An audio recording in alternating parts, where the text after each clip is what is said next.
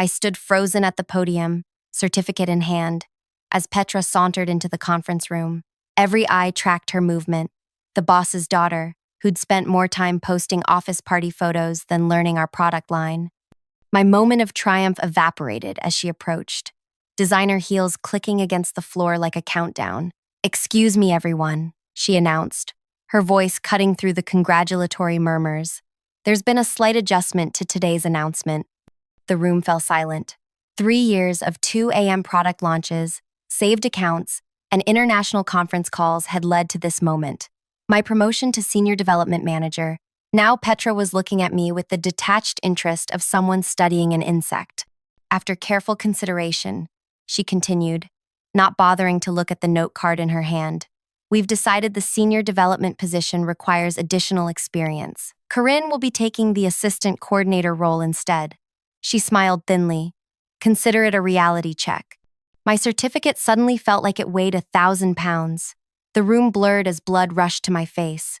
Garrison, her father and our CEO, wasn't even present for this ambush. Thea, my closest colleague, reached for my arm, but I stepped away. I wouldn't break. Not here. The champagne and cake will still be served in the break room. Petra added, checking her watch. "I have calls with our European partners in 15 minutes, so unfortunately I'll miss the celebration." Our European partners. My European partners. The ones I'd spent 6 months cultivating relationships with for our biggest international launch yet. As people awkwardly filed out, their congratulations transformed to whispered sympathies. I felt something shift inside me. The floor beneath my sensible shoes seemed to tilt as a clarity I'd never experienced before washed over me. I didn't know it yet, but that moment of humiliation would be the catalyst for something Petra never anticipated. Because while she had her father's name, I had something far more valuable, and she had just made the mistake of taking everything I had nothing left to lose. If you're enjoying this story of workplace betrayal and what might happen next, make sure to like this video and subscribe for more real-life dramas that will keep you on the edge of your seat. Comment below if you've ever had someone try to take credit for your hard work. I read every comment and would love to hear your experiences. My name is Corinne Ashcroft. Before that day, colleagues described me as methodical, dedicated, and perhaps too accommodating. I grew up in a small coastal town where my father ran the local hardware store, teaching me the value of knowing your inventory better than your competition. My mother, a high school mathematics teacher, instilled in me the importance of double-checking every calculation. Neither prepared me for corporate politics. I joined Garrison's company 3 years ago after completing my master's in international business development. The company was struggling to expand beyond domestic markets, and my thesis on penetrating reluctant international economies caught their attention. I wasn't the obvious choice. I lacked the pedigree of other candidates, but my research was solid, and I was hungry to prove myself. For my first project, I was assigned to analyze why our products weren't selling in Australia. After 3 weeks of research, I discovered our shipping partner was holding inventory in non-climate controlled warehouses, causing product degradation before items even reached shelves. My solution saved the company $3.4 million in my first quarter. I continued to quietly solve problems nobody else could see. When our Asian market expansion stalled, I identified cultural customizations that revitalized sales. When tariffs threatened our Canadian distribution, I found a legal workaround that preserved our margins. Through it all, I remained in my mid-level position while watching less qualified people climb past me. People like Derek, who played golf with Garrison. People like Weston, who attended the same university as the board chairman. People like Petra, who spent her first year observing departments before landing a director title. I told myself merit would eventually win. I was naive. The morning before my promotion turned demotion, I had received an email from our largest potential European partner. "Your analysis of our market is the most comprehensive we've seen," their CEO wrote. "We look forward to tomorrow's presentation and finalizing our partnership."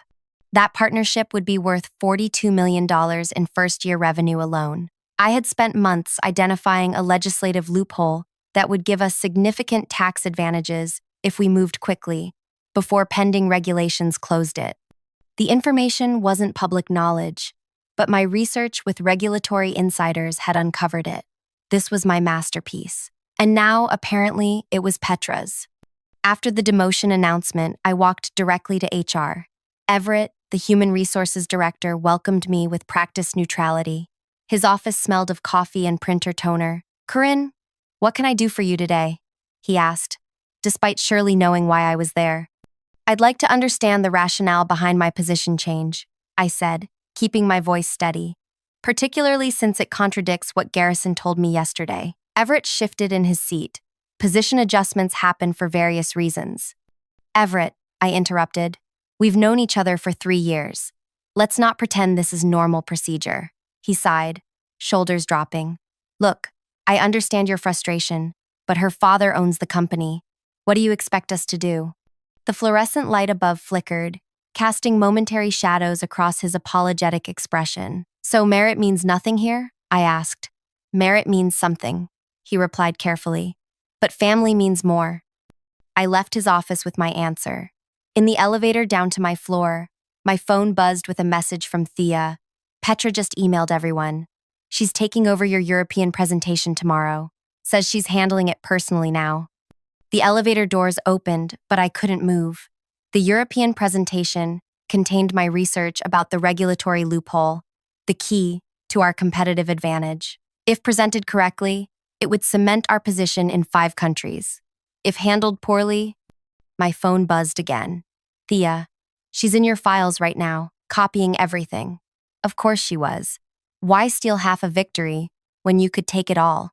I returned to my desk, soon to be relocated to some distant corner, and found Petra sitting in my chair, scrolling through my computer. She didn't even look up. "I need your presentation notes for tomorrow," she said. "They're all in the shared folder," I replied. "Everything's there." This wasn't entirely true. My latest research, the critical updates about the regulatory timeline, was saved in my personal notes. I hadn't transferred them to the shared drive yet, planning to incorporate them during my final presentation review. "Perfect," Petra said, standing up. "I'll take it from here. You should start moving your things to the assistant coordinator desk." She finally looked at me, her expression almost curious. "You know, if you had networked more, this might not have happened. All work and no play makes for replaceable employees." As she walked away, my desk phone rang. It was Veronica, our contact at the European Regulatory Commission. "Corinne, I just confirmed that information you asked about. The vote is definitely happening next week, not next month like everyone thinks. If your company wants to utilize the existing framework, you'll need to file within 10 days. 10 days. Not the 6 months everyone in the industry believed we had. Thank you, Veronica. This is incredibly valuable. I'm only telling you because you've done your homework better than anyone else approaching our markets. Will I see you at tomorrow's presentation?" I paused, my hand tightening around the receiver. "I'll be there, but there's been a change in presenters." After hanging up, I sat motionless, considering my options. The correct thing would be to immediately update the shared folder with this critical information, to ensure the company had every advantage. But as I watched Petra showing off my presentation to admirers across the office, another path crystallized in my mind. I could just do nothing. The thought both terrified and exhilarated me. I had never deliberately withheld information before, but I wasn't being asked to present. I was being demoted. My work was being stolen. What did I owe them?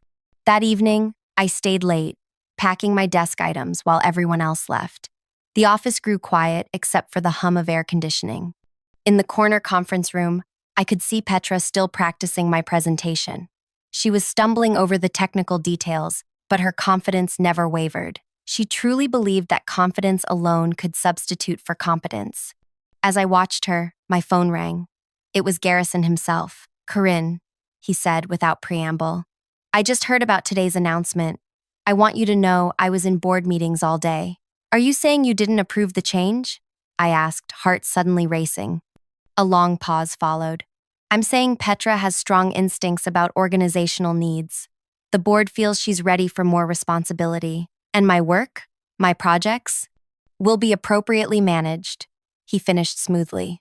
"This isn't a reflection on your performance. Sometimes we need to make room for emerging talent." Emerging talent. His daughter was 31, 4 years older than me. I understand, I said, though I didn't. Excellent. I knew you would. That's why we value you. Just not enough to honor promises.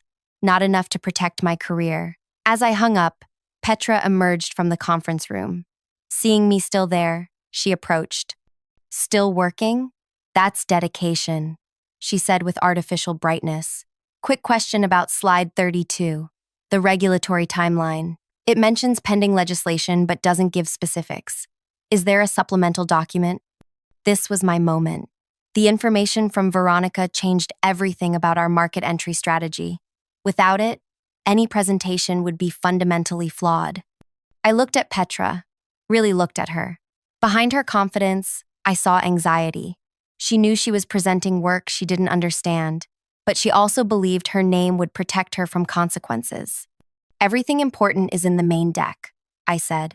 The legislation isn't expected to impact near-term plans. The lie tasted strange on my tongue, not bitter as I might have expected, but almost sweet.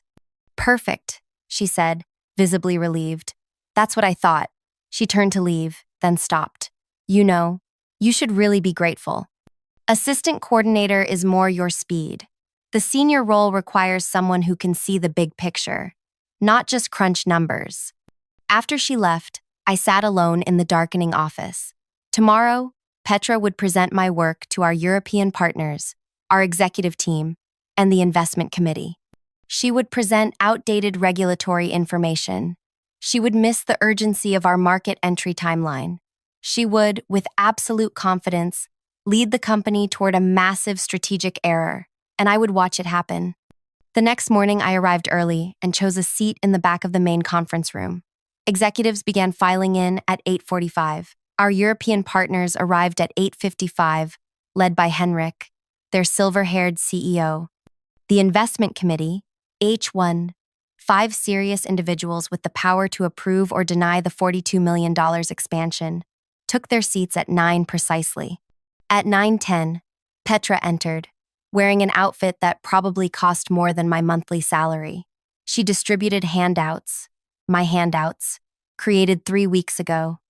Good morning, everyone, she began, her voice steady. I'm Petra Garrison, Strategic Initiatives Director, and I'm excited to present our European market entry strategy. For the next hour, I watched her deliver my work as her own.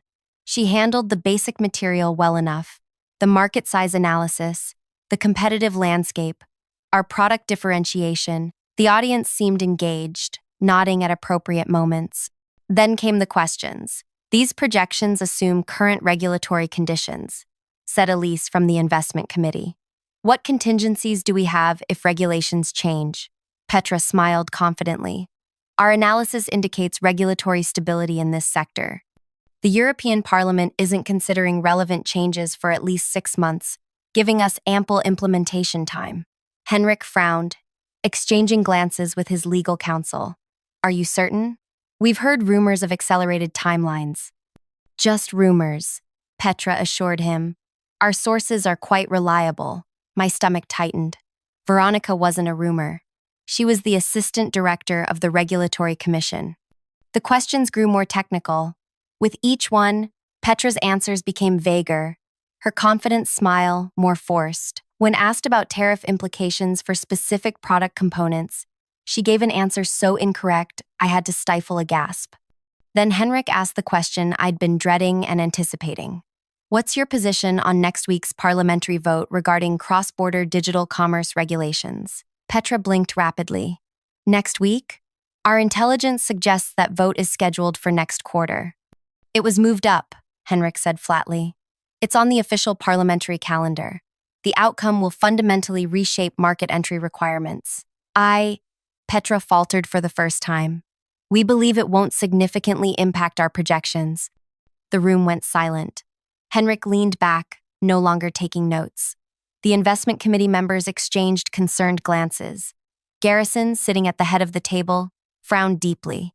Perhaps, Henrik said carefully, we should reconvene after your team has had time to assess the updated regulatory timeline. The meeting ended with uncomfortable handshakes and non-committal pleasantries. As everyone filed out, Garrison pulled Petra aside, his expression thunderous. Neither looked in my direction. I returned to my new desk in the corner, smaller, facing a wall, a physical manifestation of my demotion. By lunchtime, whispers spread that the European partners were reconsidering. By mid-afternoon, the investment committee had postponed their decision. At the 30, Garrison burst from his office, face flushed, phone clutched in his hand. Petra followed, her earlier confidence replaced by panic. My phone began to buzz. First Thea, then Everett from HR, then the head of legal. By the time I checked my notifications 4 hours later, I had 96 missed calls and messages. The company was in crisis mode. The European partners had not only delayed but were reconsidering whether we were competent enough to work with. The investment committee was questioning the entire expansion strategy, and everyone was looking for answers about how we could have missed something so fundamental. No one had yet realized that I might have those answers, but they would, soon, and when they did, everything would change. That night, I couldn't sleep. My phone continued buzzing with messages I refused to answer. Around midnight, I finally silenced it and stared at my ceiling, thoughts racing. The company was in full meltdown, and I was the only one who knew exactly why. Morning arrived with a company-wide email announcing an emergency board meeting at 9 a.m. My name wasn't on the attendee list. No surprise there. Assistant coordinators didn't attend board meetings. I dressed carefully that morning, choosing a simple charcoal dress I'd worn on my first day at the company. As I applied my lipstick, my phone rang. Thea. Corinne, where are you? Everyone's looking for you. Garrison is having a complete breakdown, and Petra locked herself in the bathroom an hour ago. I'll be in shortly, I replied calmly. They've called an emergency board meeting. Henrik and the European team are threatening to walk completely. Did you know about the vote next week? I paused, lipstick midair. Yes, I did. Silence stretched between us. Corinne, Thea's voice dropped to a whisper. Did you deliberately not tell Petra? I set down my lipstick. I'm on my way. We'll talk when I get there. The office was chaos when I arrived. People hurried between conference rooms, expressions tense.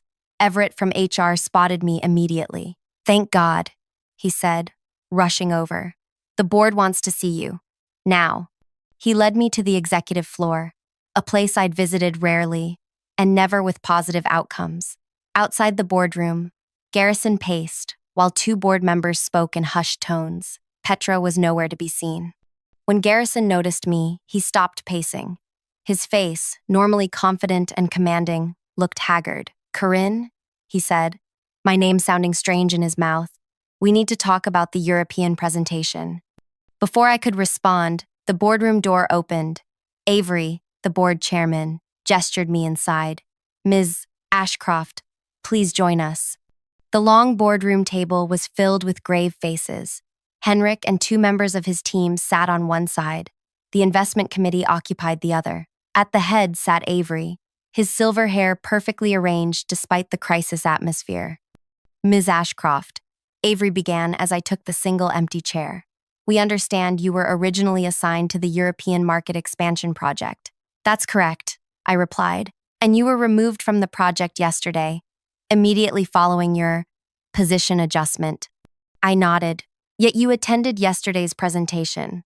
Why? All eyes turned to me. I could feel Garrison's gaze burning into my back from where he stood by the door. I wanted to support the company's interests, I said carefully. I've invested significant time in this project and care about its success. Henrik leaned forward. Ms. Ashcroft, were you aware of next week's parliamentary vote on cross-border commerce regulations? The room held its breath. This was the moment that would define everything that followed. Yes, I answered simply. I received confirmation of the accelerated timeline the day before yesterday. The room erupted with voices. Avery raised his hand for silence. And why wasn't this information included in yesterday's presentation? He asked. I met his gaze directly. I was removed from the project before I could update the shared files. My notes about the regulatory changes were in my personal research documents. Personal research? Garrison interrupted from behind me. All company work should be on the shared drive. I turned slightly to face him. The verification came through shortly before my demotion. I hadn't yet transferred my notes. I paused. And afterward, no one asked me for any updates. The silence that followed was deafening. Do you have this information with you now? Henrik asked. I reached into my bag and removed a folder. I do, along with a complete analysis of how we can still enter the market before the new regulations, if we move very quickly. For the next 2 hours, I walked the room through everything I knew. The specific regulations changing, the timeline for implementation, the narrow window we had to establish market presence under the existing framework, the exact steps required to meet the deadline. Henrik's team took extensive notes. The investment committee members exchanged meaningful glances. Avery watched me with growing interest. When I finished, Avery spoke first. It seems we have a significant opportunity if we can move fast enough. We can, I said confidently, but decisions would need to be made immediately. And who would lead this accelerated timeline? Henrik asked. Before Avery could respond, Garrison stepped forward. Naturally, Petra would. Ms. Ashcroft, Avery interrupted. Would you be capable of leading this initiative? The question hung in the air. Through the glass walls, I could see Petra had finally emerged, watching the meeting from a distance, her expression unreadable. Yes, I said. I would. Avery nodded. The board needs to discuss next steps privately. Ms. Ashcroft, please wait outside. In the hallway, Garrison cornered me immediately. What game are you playing? He hissed, keeping his voice low enough that others couldn't hear. No game, I replied calmly. Just sharing what I know. You deliberately withheld critical information. I was demoted and removed from the project, I said. Nobody asked me if I had updates. His face reddened. You should have volunteered it. Like Petra volunteered to take my promotion? I asked quietly. Before he could respond, Petra approached. Her designer outfit from yesterday replaced by something more subdued. Her eyes were rimmed with red. They're going to blame me for everything, she said to her father, ignoring my presence. The board is furious.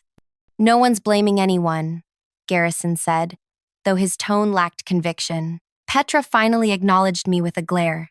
You set me up. I did no such thing, I replied. I simply didn't correct your mistakes. You knew the presentation was incomplete. So did you, I countered. But you presented it as definitive, anyway. Before she could respond, the boardroom door opened. Avery emerged, followed by Henrik and the others. We've reached several decisions, Avery announced to our small group in the hallway. First, we're proceeding with the European expansion on the accelerated timeline Ms. Ashcroft outlined. Henrik nodded in agreement, with the understanding that we must file all necessary documentation before next week's vote. Second, Avery continued, Ms. Ashcroft will lead the project as Senior Development Manager, effective immediately. Garrison started to object, but Avery held up his hand. This is not negotiable, Garrison. The board has decided. And what about my daughter? Garrison demanded.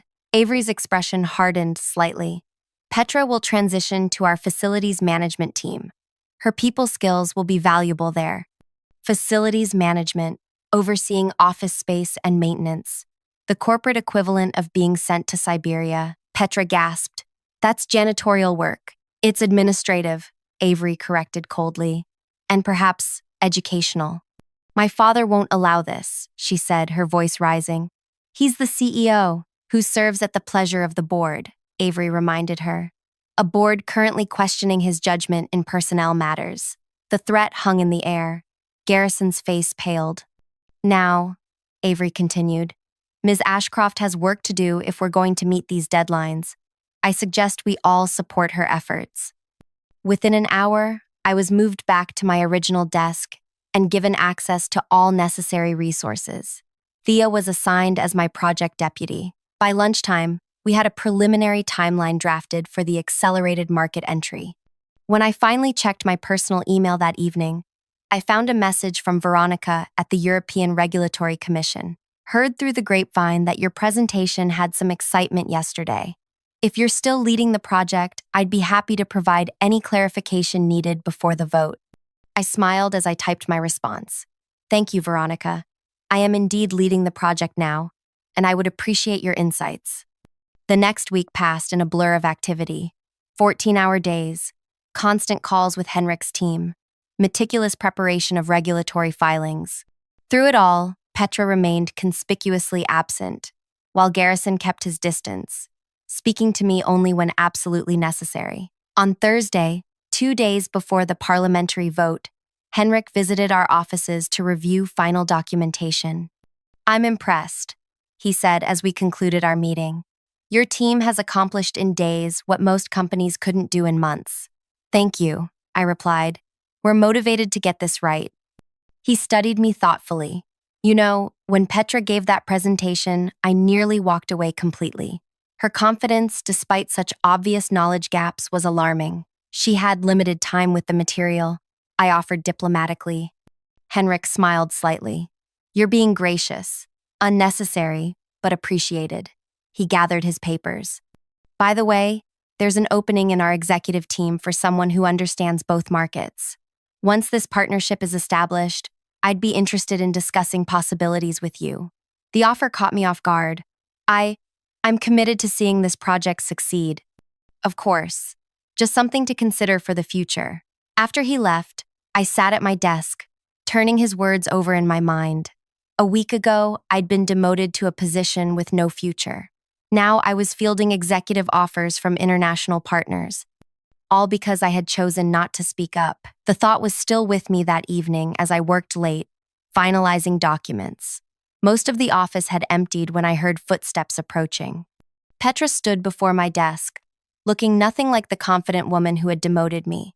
Her designer clothes had been replaced by business casual, her makeup subdued. "Can we talk?" she asked, her voice lacking its usual edge. I gestured to the chair across from me. She sat, hands folded tightly in her lap. "I've been assigned to the Belgrade office," she said without preamble. "Facilities management for our Eastern European archive facility." Belgrade, the company's most remote location, housing decades of paper records nobody ever accessed. "I see," I said, unsure how to respond. "My father can't protect me anymore. The board has him on probation too." She looked up, meeting my eyes directly. "You won." The statement surprised me. This wasn't about winning. "Wasn't it?" she challenged. "You could have told me about the regulatory vote. You chose not to." I considered denying it, then decided on honesty. "Yes, I chose not to." "Why?"